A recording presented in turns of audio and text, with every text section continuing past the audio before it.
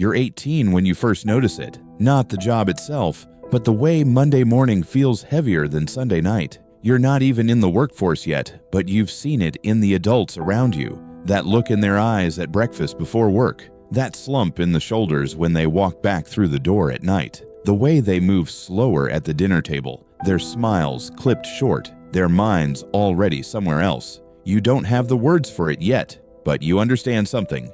Work changes people, and not in a good way. Back then, you thought you'd be different. You promised yourself you wouldn't let a job grind you down like it did to your parents. You thought you'd find the loophole, the perfect role, the career that didn't feel like a cage. But loopholes close fast, and cages come in many shapes. It starts small. You land your first real job. There's a cheap badge with your name printed in blocky black letters, and a photo that makes you look like you're already tired, even though it's your first day. You're given a desk, or a workstation, or a uniform, and you tell yourself this is just the beginning. A stepping stone, a place to learn.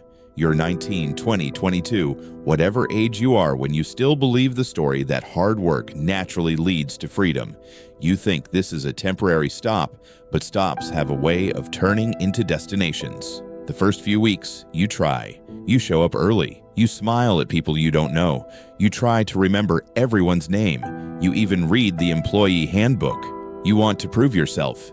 You think the right attitude will be noticed. And it is, just not in the way you hope. Because in most offices, enthusiasm isn't rewarded, it's absorbed. Your extra effort becomes the new baseline. Your willingness to go the extra mile becomes an expectation. And soon, you're not going the extra mile. You're just trying to keep up with the new normal you accidentally set for yourself. The tools of the trade become familiar. The hum of the printer, the smell of burnt coffee in the break room, the endless clicks of a mouse. Or if you're in a warehouse, it's the beep of the scanner, the rattle of the conveyor belt. If you're in retail, it's the squeak of shopping carts, the crinkle of plastic bags, the canned music looping every 3 hours. Every environment has its soundtrack, and once you've heard it enough, it stops being background noise. It becomes part of you.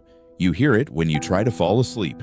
At first, you tell yourself you're still in control. You spend your weekends with friends. You make plans. You still believe you have options. But your job starts to claim pieces of you in ways you don't notice until they're gone. A late-night call from your boss that you take, even though you're off the clock. A Saturday you give up to meet a deadline. A vacation you cancel because it's not a good time for the company right now. You trade small freedoms for the illusion of security. And each trade feels reasonable in the moment, but the cost adds up. You learn the unwritten rules. Don't leave before your boss does. Don't say no to extra work, even when your plate's already full. Don't talk about salary. Don't talk about burnout. Don't talk about wanting more. You get good at pretending you're fine because showing cracks in your armor is dangerous.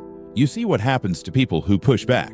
They get labeled as not a team player, and suddenly their promotions disappear. Their performance reviews get colder, and eventually they get let go. The message is clear: fit in or fade out.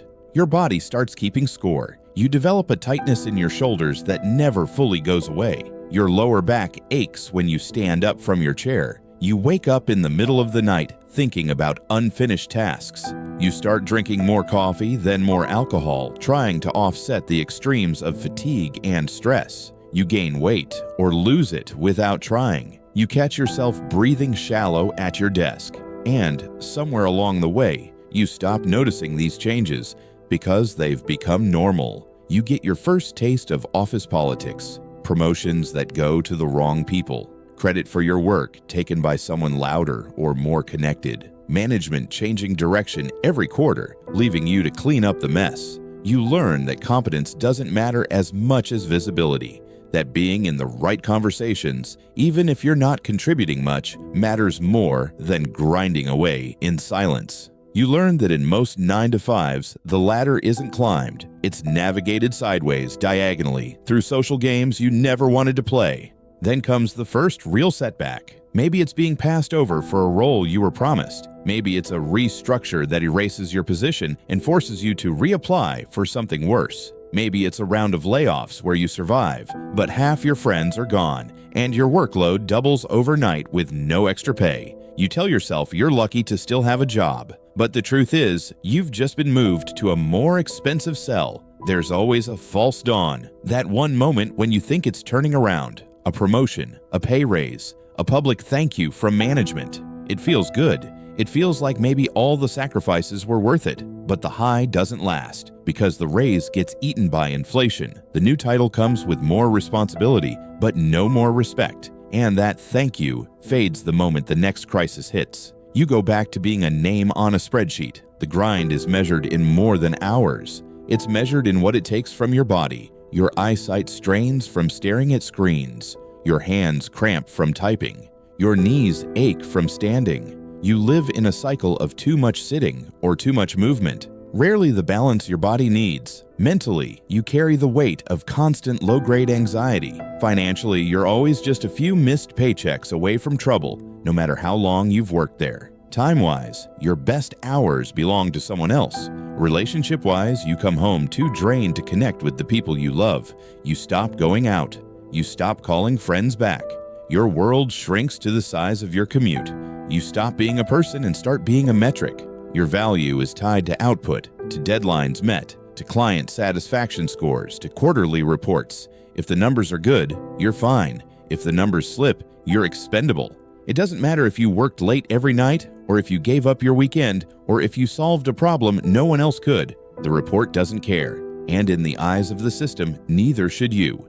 Then one day, you hit the quiet breaking point. Maybe it's sitting in your car in the parking lot, gripping the steering wheel, unable to make yourself walk inside. Maybe it's standing in the kitchen at 2 a.m., staring at the sink, wondering how you got here. Maybe it's the realization that you've been at the same job for 5 years and nothing in your life has improved except your title, and that only on paper. You feel the gap between who you are and who you wanted to be, and it's not closing. You start asking yourself dangerous questions. Who am I without this job? What would I do if I quit? How much of my identity is just this? And the scariest question of all, what if there's nothing else? You think about all the time you've already spent, the years, the energy, the dreams you put on hold just until things settle down. You realize they never will. If you're ready to stop trading your life for a paycheck, check the links in the description. You'll find step-by-step resources to start your own faceless YouTube channel. No camera, no boss, no commute. Escape the rat race and take back your time.